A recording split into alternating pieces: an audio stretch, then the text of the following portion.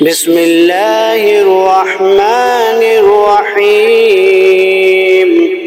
إنا أعطيناك الكوثر فصل لربك وانحر إن شانئك هو الأبتر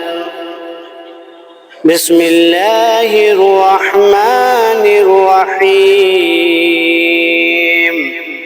أرأيت الذي يكذب بالدين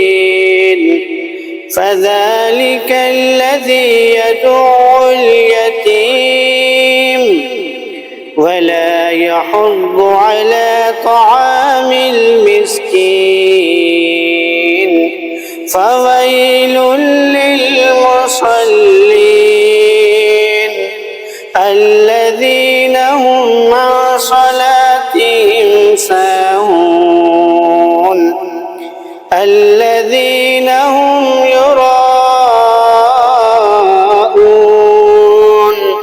ويمنعون